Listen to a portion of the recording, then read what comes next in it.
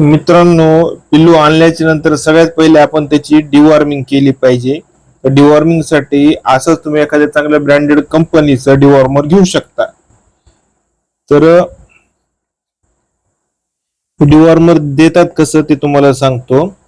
1 ml 1 kilo जो body weight असेल तर, आणि हे डायरेक्ट पाजवायचे तुम्हाला जेवणाच्या अगोदर. आणि जर समजा तसं पाजू देत नसेल डॉग तुमचा, तर मग तुम्ही तुमच्या डॉगला जेवणामध्ये सुद्धा मिक्स करून देऊ शकता. बॉडी वेटच्या हिशोबाने पाजवायचे. 1 किलो असेल तर 1 ml, 2 किलो असेल तर 2 ml. तर आणि दुसरं, जर तुमचा डॉग आणल्याच्या नंतर आईपासून वेगळा असतो, त्याला भूक लागत नाही किंवा ते जेवण करत नसेल, तर हे लिव्हर टॉनिक आहे. हे लिव्हर टॉनिक तुम्ही जेवणाच्या 1 तास अगोदर जर पाजलं रोज, तर पपी आणि अडल्टचा डोस रेट हे वेगवेगळे असतात. त्याच्यामध्ये काय काय आहे काय नाही तुम्हाला याच्यावर वाचता येईल आणि बघता येईल. याचे बेनिफिट्स पण याच्यात दिलेले आहेत. आता पिल्लांसाठी काय डोस दिलाय, 5 ml ट्वाइस अ डे, म्हणजे 5 ml दिवसातून 2दा द्यायचंय.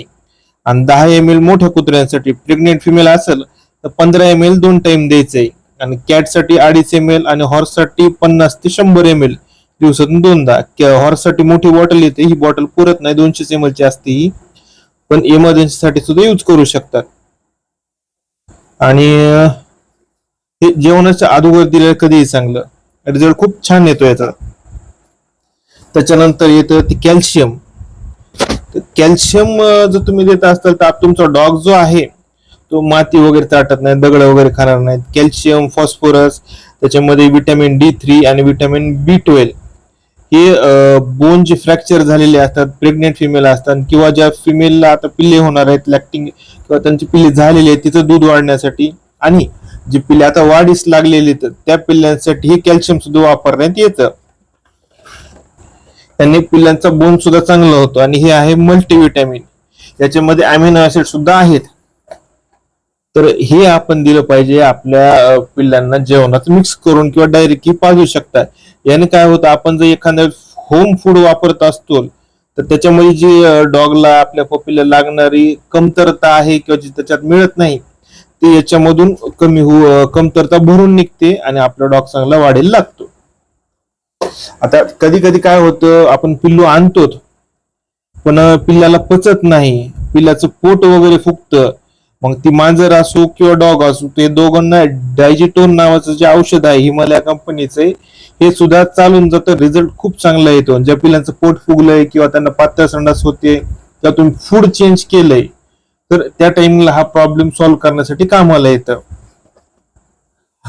त्याच्यानंतर बघा, हे गटवेल नावाचं पावडर आहे. हे एक डायजेशन इम्प्रूव्ह करते आणि प्रीबायोटिक, प्रोबायोटिक आणि एन्झाइम याच्यामध्ये आहे. ती पावडर असते, हे सुद्धा 1 चमचा तर तुम्ही जेवणामध्ये मिक्स करून टाकला तर पातळ संडास होत नाही, संडास घट्ट होते तुमच्या डॉगला. आणि जर तुमचा डॉग मोठा असेल तर मोठ्या डॉगला आपण 10 किलोचा असेल तर अशी 1 टॅबलेट आणि 20 किलोचा असेल 2 टॅबलेट अशा टॅबलेट देऊ शकतो.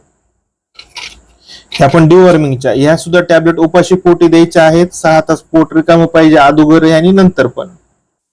आणि आपल्या लहान पिल्लांसाठी आपण अशा टाईपचा शॅम्पू निवडायला पाहिजे जो ॲलोवेराचा असावा आणि डॉगला फक्त शाईनच्या कामासाठी यावा. आपण 3 महिन्याच्या खालच्या पिल्लांना अँटीटिक शॅम्पू वापरायला नाही पाहिजे.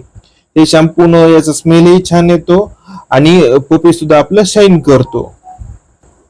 आणि समजा तुमच्या जो लहान पिल्ले असतील पण त्यांना पिस झालेली असतील किंवा गोचेड त्यांच्या अंगावर दिसत असतील, तर हे पावडर तुम्ही वापरू शकता. हे लहान पिल्ल्याला जरी तुम्ही दिलं तरी काय प्रॉब्लेम येत नाही. हे पावडर बिंदास वापरू शकतात. हे फक्त डॉग साठी पावडर आहे, हे ह्युमन साठी वापरू नये. नोटेक्स नाव या पावडरचं आणि एकदम रिझल्ट चांगला आहे. मी वापरून बघितलंय. हस्कीची पिल्ली झाली एक ठिकाणी, त्या पिल्लांना काहीच करता येत नव्हतं. त्या टाइमिंगला आपण हे पावडर त्यांना सजेस्ट केलं आणि त्याच्यानंतर त्यांची 2 दिवसामध्ये सगळे टिक्स निघून गेले. तर अशाच माहितीसाठी आपल्या चॅनलला सबस्क्राईब करा आणि बेल आयकॉनला प्रेस करा, ज्याने तुम्हाला व्हिडिओ कंटिन्यू येत राहतील.